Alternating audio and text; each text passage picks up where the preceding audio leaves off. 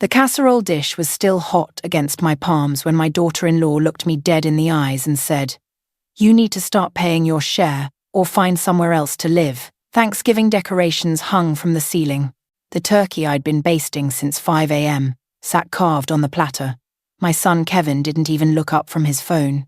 Brittany's acrylic nails, the ones I'd slipped her cash for last week, tapped against the dining table like she was counting down to something. Her voice carried that practiced patience people use when they're about to be cruel. "We've been talking, and this arrangement isn't sustainable anymore. You're using our electricity, our water, our space. Kevin's home office needs to expand. The kids need a playroom.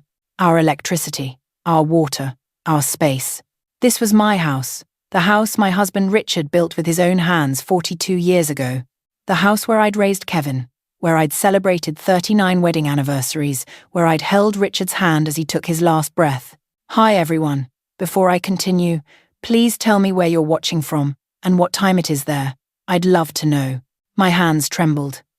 The casserole dish felt like it might slip right through my fingers and shatter on the floor I'd mopped that morning, while Brittany was at her spin class. I was 67 years old, standing in my own dining room, being told I was a burden in a house that still had my name on the deed.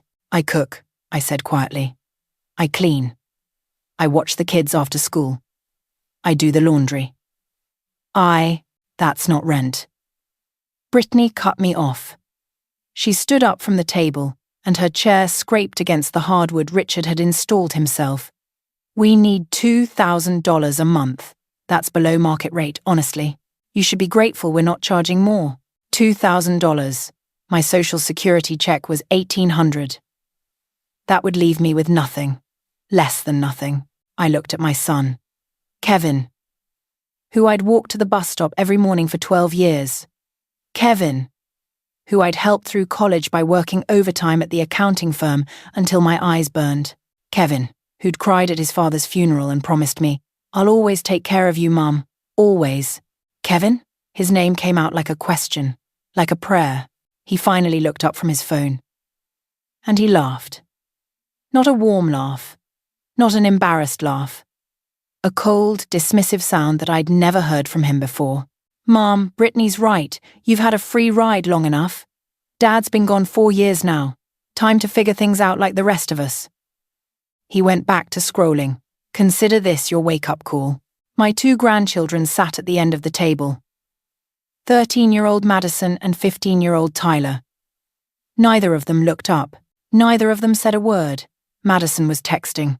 Tyler had his earbuds in. They didn't flinch when their father dismissed me.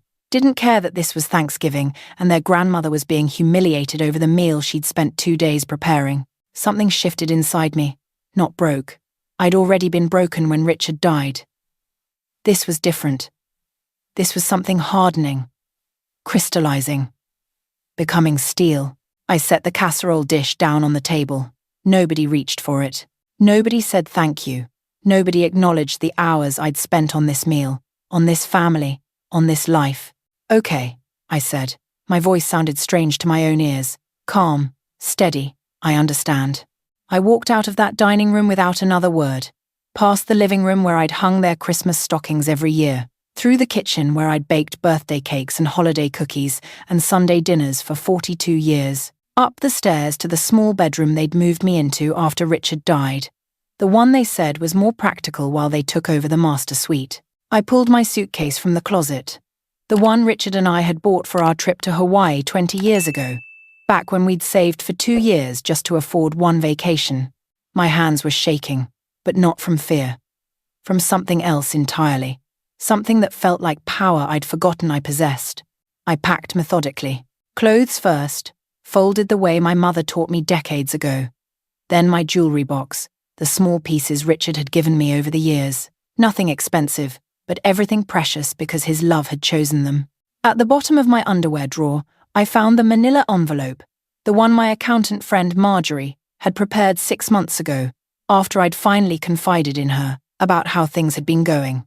The envelope I'd been too scared to really look at, too afraid of making a decision. I wasn't scared anymore. I sat on the edge of my narrow bed and opened it. Inside were statements, numbers, documents that changed everything. Richard and I had been careful people, quiet people. We'd lived below our means our entire marriage, saving a little here, investing a little there, never telling anyone what we had because we'd learned that money made family act strange. There was $340,000 in investment accounts that Kevin knew nothing about. Money we'd saved over 40 years, invested conservatively, left to grow. Richard had been a carpenter, I'd been an accountant. We'd never made much, but we'd never spent much either. There was a small rental property in Henderson, about 40 minutes away. A 2-bedroom cottage we'd bought at auction 15 years ago, fixed up slowly, rented out for extra income. Kevin had no idea it existed. We'd never told him because he'd been terrible with money even as a teenager, and Richard had worried.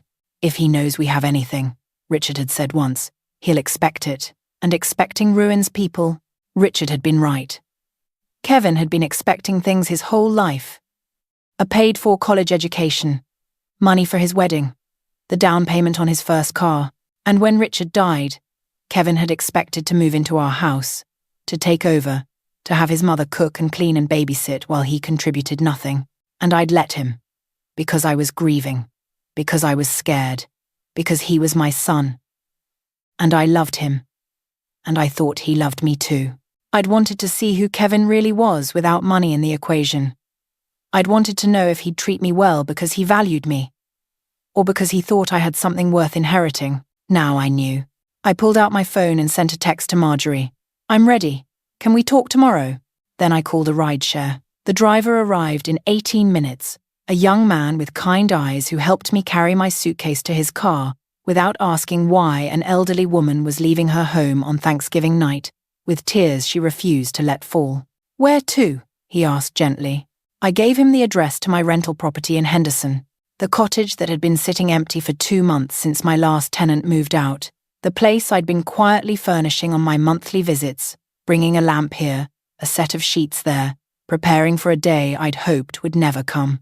As we pulled away from the house, I didn't look back. I watched the streetlights blur past my window and felt something I hadn't felt in 4 years. Free. The cottage was small but clean. 2 bedrooms, 1 bathroom, a kitchen with outdated appliances but good bones. I'd painted the walls myself last spring, a soft sage green that Richard would have loved. I'd hung curtains and laid rugs and stocked the pantry with basics. I unlocked my front door and stepped inside.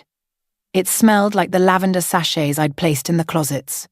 The furniture was modest but mine. A couch from a thrift store, recovered in a fabric I'd chosen. A dining table that seated 2. A bed with clean sheets and a quilt my grandmother had made 60 years ago. I unpacked my suitcase and hung my clothes in the closet. Placed Richard's photo on my nightstand. Made myself a cup of tea from the kettle I'd left here. Then I sat at my small dining table and opened my laptop. For 4 years, I'd been supporting Kevin and Brittany in ways they'd stopped noticing. Or maybe they'd noticed and just stopped caring. Money flowed from me to them, month after month, sacrifice after sacrifice, $400 a month for groceries. Even though I was the only one who cooked with them, they'd stopped thanking me after the first 6 months. $300 a month toward Madison and Tyler's activities, dance lessons, soccer fees, video game subscriptions, things I'd offered to help with because I loved my grandchildren, things that had become expectations rather than gifts.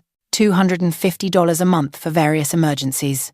A car repair here, a veterinary bill there, always something, always necessary, always my problem to solve. The credit card I'd given Kevin just for emergencies that had somehow accumulated $12,000 in charges over 3 years. Restaurant dinners and electronics and clothes with tags I recognized from expensive stores. I pulled up each account. My fingers moved with the calm precision of a woman who'd spent 35 years doing accounting, who understood numbers better than most people understood words. First, the credit card. I called the company and reported it lost. They cancelled it immediately, issued a new one to only me. Every pending charge would be declined. Kevin's next purchase would fail. Then my bank account.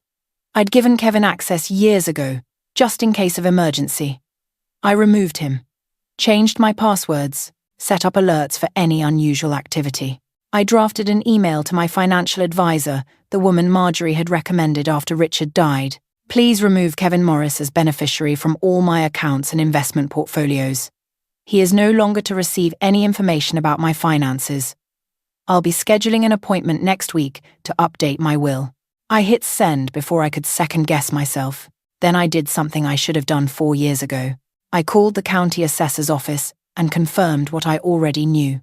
The house where Kevin and Brittany were living, the house they'd been treating like their own, was still in my name. I'd never transferred the deed. Kevin had asked me to, multiple times, had even brought home paperwork once that I'd pretended to sign but hadn't. I'd been stalling, making excuses, sensing something was wrong but not wanting to believe it. The house was mine. Every brick, every floorboard, every memory. I slept in my small cottage that night, in my narrow bed with my grandmother's quilt pulled up to my chin. No one needed me to make breakfast at 5 a.m. No one expected me to have the house spotless before they woke up. No one would criticize what I wore or suggest I was too old to have opinions. I slept better than I had in 4 years. The next morning, my phone started buzzing at 8 a.m. Text from Kevin. Mom, where are you? Text from Kevin. This isn't funny. Come home. Text from Kevin. The credit card was declined at Costco. What did you do? Text from Kevin. Mom, answer me. Now. I read each message carefully, noted the progression from confusion to anger, the demands disguised as concern, the entitlement bleeding through every word. Then I blocked his number. I blocked Brittany's number too. And for good measure, I blocked Madison and Tyler, even though they'd barely spoken to me in years, even though they only texted when they wanted money for something. I made myself breakfast, eggs over easy, toast with butter, coffee in a mug I'd bought myself. I ate slowly, looking out my kitchen window at the small backyard where a lemon tree was starting to bloom. Around noon, my phone rang from an unknown number. I almost didn't answer. Mom. Kevin's voice was tight, controlled. Barely. Why did you block me? Where are you? We need to talk about what happened. What happened, I said calmly, is that you and your wife told me to pay rent. I can't afford or leave. So I left. Problem solved. We didn't mean look, Brittany was stressed. Holidays are hard. You know how she gets. We can work something out. Can you work something out for the $67,000 I've given you over the past 4 years? My voice stayed level. Groceries, activities, emergency loans that were never repaid, that credit card you maxed out. Can you work that out? Silence. Complete silence. That's what I thought. I took a sip of my coffee. Kevin, you showed me exactly who you are. I believe you now. Don't contact me again. Mum, wait. I hung up. The next week passed in a peace I'd forgotten existed. I took walks in my neighborhood.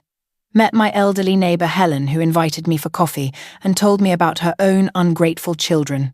I called Marjorie and we spent 2 hours going over my finances, making plans, ensuring I was protected. I visited my financial advisor and updated everything. New beneficiaries, new will. Everything I'd worked for my entire life would go to organizations that helped elderly people who'd been abandoned by their families, not to the son who'd treated me like a servant. The advisor asked if I was sure. I've never been more sure of anything, I said. On the 7th day, Marjorie came over with a bottle of wine and a look of concern.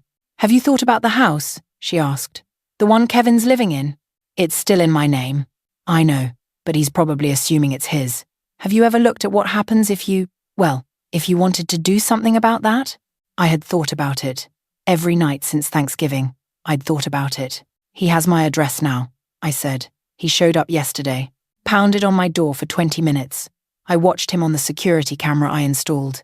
Didn't answer. How did he find you? I'd mailed some things here.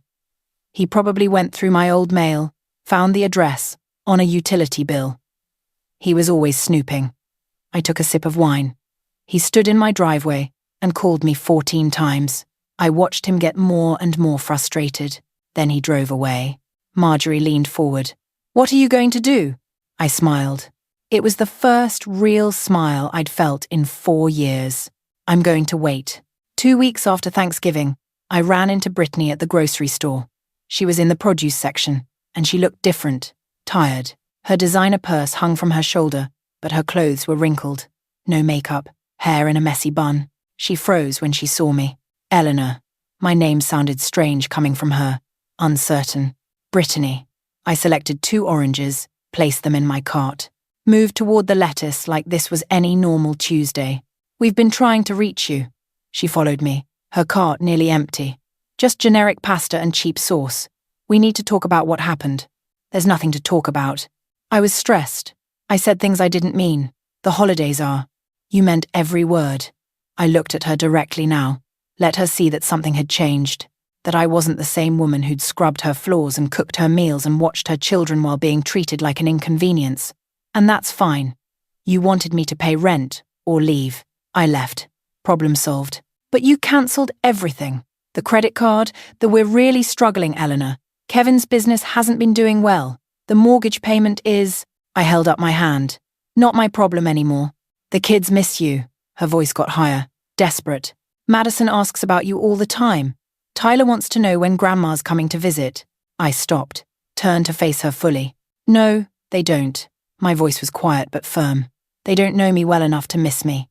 They never looked up from their phones long enough to have a real conversation with me. And whose fault is that? I walked away without looking back, left her standing there with her empty cart and her tired face and her expensive purse that suddenly looked like a costume she could no longer afford. That night, I called my attorney. Marjorie had recommended her.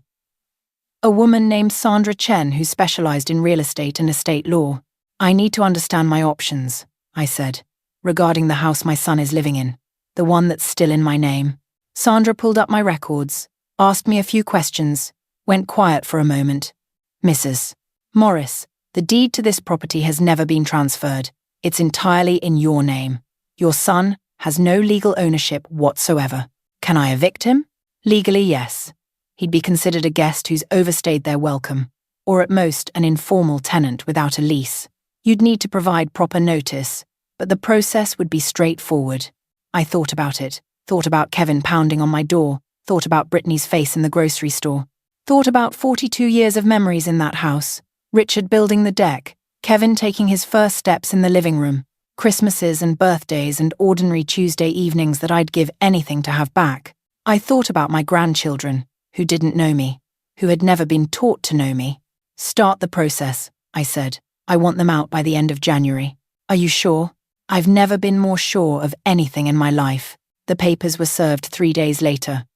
I know because Kevin called me from another unknown number, screaming so loud I had to hold the phone away from my ear. You can't do this! This is my house! Dad built this house! Your father built that house for me, I said calmly. With his own hands. For 42 years. And he'd be ashamed of how you've treated me in it. We have kids! Your grandchildren! Where are they supposed to go?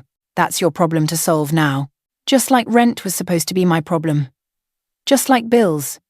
Just like survival. Welcome to the real world, Kevin. That's what you told me, isn't it? Consider this your wake-up call. I hung up. The eviction process took 2 months. Kevin tried to fight it, hired a lawyer he couldn't afford, contested everything he could. But the law was clear. The house was mine. He had no lease, no ownership claim, no legal leg to stand on. They moved out in early February. My attorney did a walkthrough and sent me photos. The house was a mess.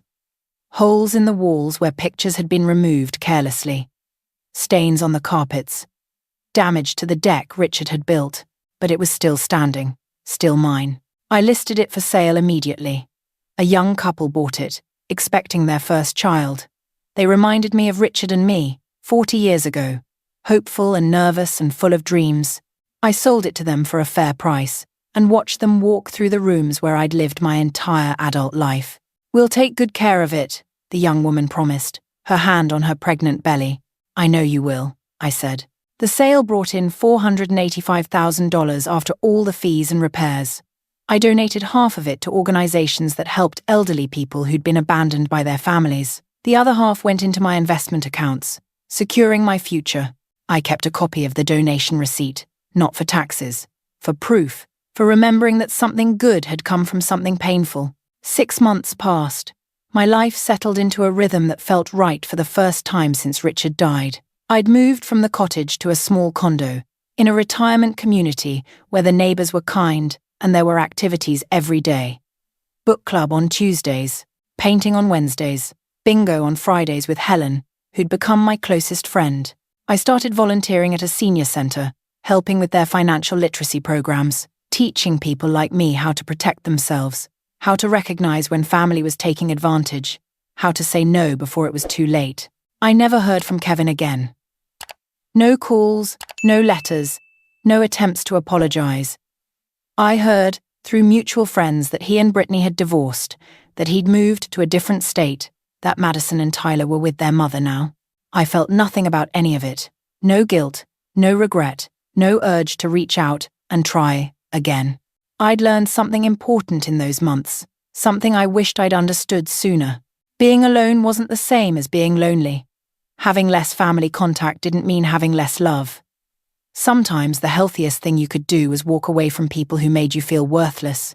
I'd spent 4 years trying to earn my son's love and respect, trying to prove I was valuable, trying to show I deserved better treatment. And I'd been doing it all wrong, because the problem wasn't me. It never had been. The problem was them, their greed, their entitlement, their complete inability to see me as a person instead of a resource.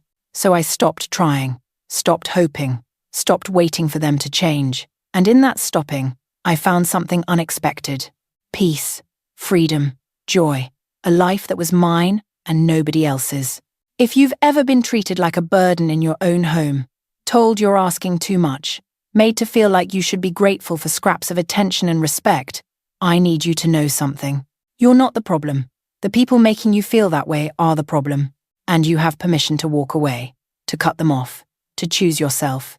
To anyone who's ever been in that small bedroom, literally or figuratively, living small so someone else can live large, giving everything while getting nothing, staying quiet while being disrespected. Your life is worth more than that. You are worth more than that. And it's never too late to save yourself. What lesson hit you hardest from my story? If you were in my shoes, what would you have done? Would you have given Kevin another chance, or would you have cut him off even sooner? I want to hear your thoughts. Tell me in the comments below. Don't stop here. Click the next video on your screen right now and watch another powerful story from our channel. There's one about a woman whose stepchildren tried to steal her inheritance, and you're going to want to see how that turned out. Hit subscribe and turn on notifications so you never miss a story like this. These stories matter. Your story matters.